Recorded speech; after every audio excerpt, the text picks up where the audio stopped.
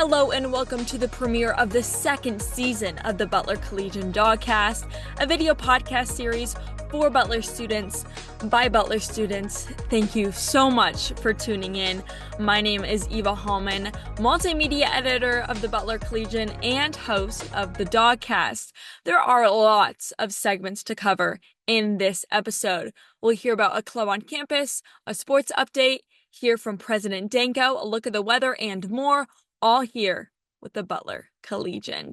Let's dive into our first news story of the DAWGCAST. It is a presidential election year, which means that some people will be voting in a presidential election for the first time.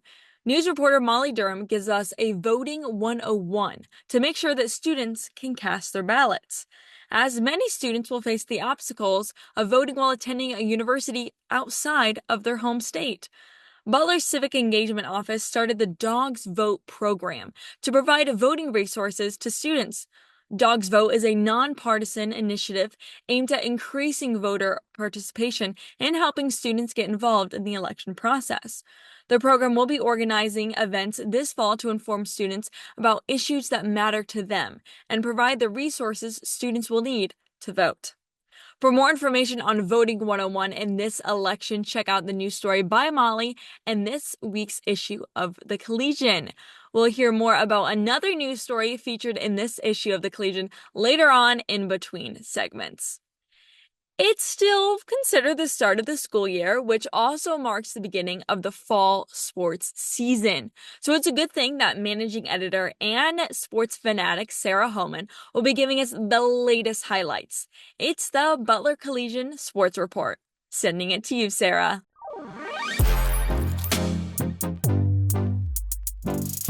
Yes, Eva, Butler Athletics has sure had a busy start to their fall season. The star of the fall so far has been Butler football.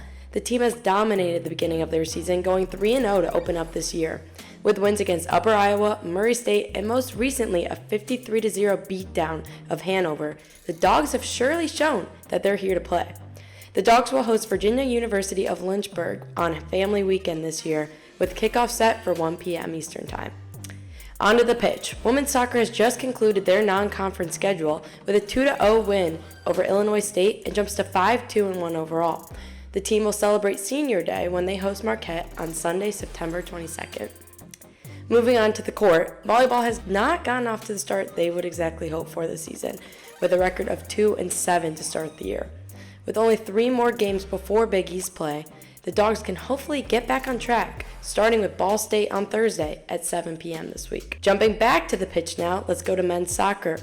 They're coming off a tough matchup against number 12 Ohio State, but they held their own, really, losing only 0-1. Butler will next travel to Akron in hopes of improving to 4-2-2 on the year. On the course, women's golf placed third of 12 teams in the Brittany Kelly Classic this past Monday and Tuesday. That is the team's second third-place victory of the season.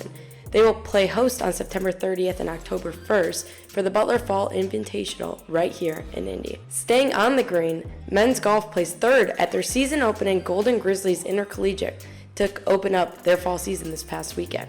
They will travel to West Lafayette to compete in the Purdue Fall Invitational this upcoming weekend. Men's and women's cross country are both coming off the Fighting Illini Big Ten preview. The men placed 4th of 9 teams and the women placed 7th. Both teams will travel to Chicago next on October 4th to compete in the Sean Earl Lakefront Invitational. And now moving on to men's tennis, they actually opened up their season this past weekend. Patrick Joss, Nicholas Arts, and Nicholas Balazor each posted 2-1 records in singles play. The Bulldogs continue fall play next weekend at the Western Michigan Invitational. And finally, our last fall sport, women's tennis. They'll open up their season this weekend at the IU Indy Invitational. Can't wait to watch them play. And that's all for the sports report today. Back to Eva. Thanks, Sarah. Again, stay up to date on all things Butler athletics by checking out the Butler Collegian Sports section or multimedia. Look online at the Butler Collegian website or our YouTube channel. Let's get into a news story, another one about a new student-run business on campus, written by news reporter Isabella Ambrose. Returning students may remember how Butler Brew looked last year. This year, it looks a bit different in the staff, as it is now student-run. Butler's food provider, Bon Appetit, has never managed a student-run coffee shop before. They began training students over the summer to step into their new, current leadership roles. Students fill a variety of roles at Butler Brew, from CEO to marketing specialist to barista. Together, staff at the Lacey School of Business and Bon Appetit designed a system that will allow students to experience working and managing their own coffee shop. Following their year-long internship, students get to share their input on store hours, the menu, and other business-related decisions. In addition to a student-run coffee shop, a student-run thrift store is starting up as Butler continues to improve sustainability practices. For its pilot year, which is this current academic year, Butler Thrift will be available as a series of clothing collection drives and pop-up shop events. The pop-up shops will be held on the second floor of Dugan Hall and room 234. To read the full story, check online at the Butler Collegian. The next segment is Club Chat, where we get to know various clubs and organizations on campus. Assistant Multimedia Editor Piper Bailey spoke with the Peace and Politics Student Association to learn more about their organization.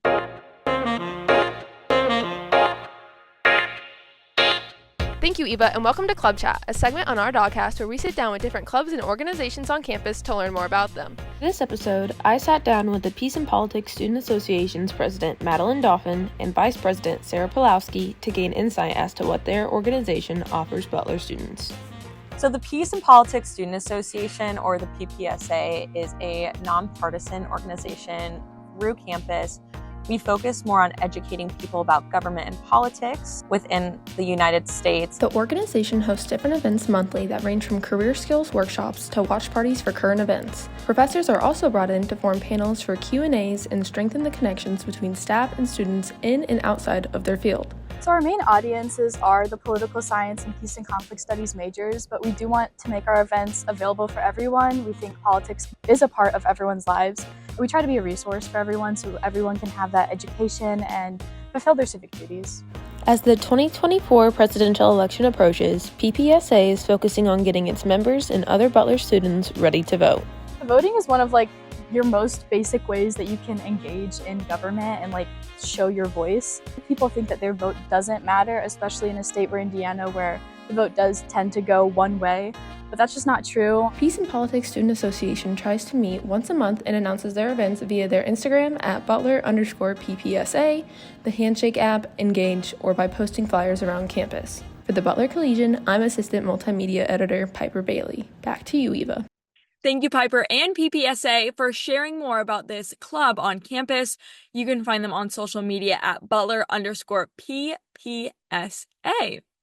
Our next segment here is This Month with President Danko, where we will learn more about what is happening in the C-suite. What are the president's plans and how are they going to be implemented on campus?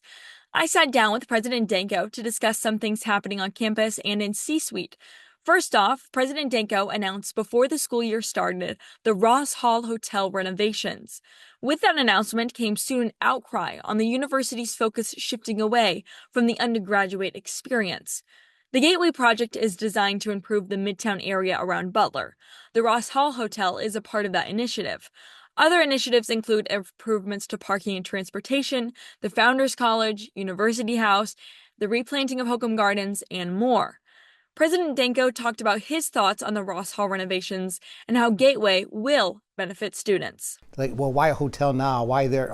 There's a lot of questions that I think fall into the larger vision of what Gateway is and what it really means, so that students understand it in the here and now when they're here for a brief period of time. But this is a big win. The response from alumni has been significantly positive. Our Ross Curia Hotel is leading to a lot of other discussions about a nice restaurant in there, potentially culinary programs, all kinds of things to allow students even to have some opportunity to engage with what's going to be a very special hotel on campus. Well, today I'm hearing, what's in it for us? Well, we have a lot that we've invested in this student side, and the vision moving forward is for a number of things that happen, but you can't accomplish them all in, say, a 2 or 4 year horizon for it to become reality. Why students are still students. Thank you, President Danko, for your input on the Ross Hall Hotel and what it will mean for students in the long run. It is not often that students hear about what is happening at Board of Trustee meetings.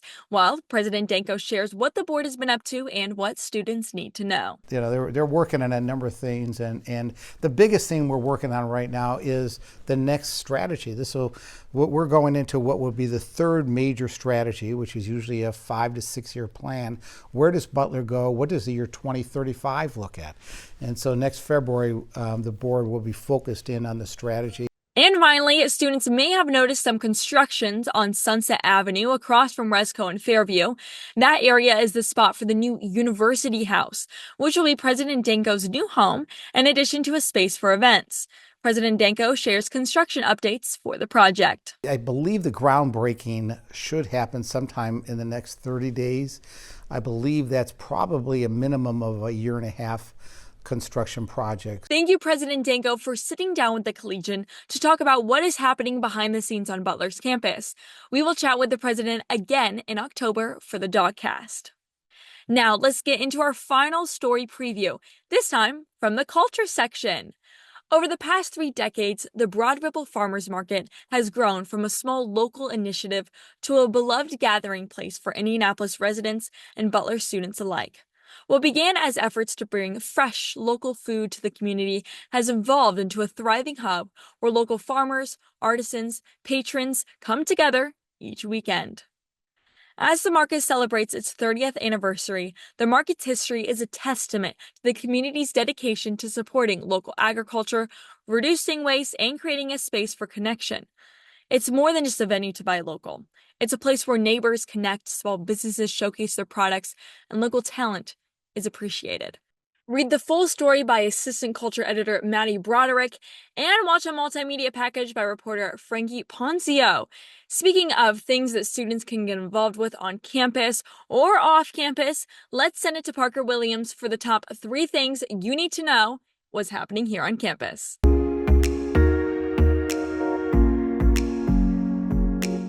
Thanks, Eva, and hello, Bulldogs. Here are the top 3 things happening on campus this month that you need to know about. Coming in at number 3, cool down as the Bulldogs Baking Change hosts an ice cream fundraiser on September 19th from 3 o'clock to 7 o'clock at Norris Plaza between Dugan Hall and Jordan Hall. Coming in at number 2, we have a Butler's Founders College presentation of the animated classic Shrek on September 19th at 7 o'clock p.m. at the Schrott Center for the Arts. Admission is free. Finally, coming in at number 1, Dance the Night Away as the University Program Council hosts a silent disco at the Riley Room on September 20th at 9 o'clock p.m. And that does it for today, Bulldogs. These are your top 3 things happening on campus that you need to know about this month. For the Butler Collegian, I'm Parker Williams, multimedia reporter, signing off. Back to you, Eva. Thanks, Parker. Sounds like some fun events that students can partake in on campus. Well, we're going to be looking at the weather because I feel like that's all that students are talking about now because it feels like fall, but the weather is definitely not fall at all. So the weather has definitely been debating between fall or summer recently. So let's see what the forecast shows for the upcoming week and kind of a glimpse at the weeks ahead. The lowest we will see is 57 degrees and the high is 90. The mornings will be cooler with a much warmer afternoon and evening. It will be mostly cloudy and sunny all week. Next week looks the same with some chance of rain, but temperatures will be slowly climbing down to the low 80s, which I cannot wait to wear all my fall clothes, and I've been hearing that students on campus feel the same. I want to wear my collegian merch of my big chunky sweater, so it's almost time. It's almost time for that. Well, that concludes the first episode of the second season of the Butler Collegian DAWGCAST. Thank you so much for listening or watching. Currently, you can find this series on Spotify or YouTube. Check out the Butler Collegian this week for all things sports, news, culture, opinion, multimedia, and more. This has been your host, multimedia editor Eva Hallman, and I will see you next month.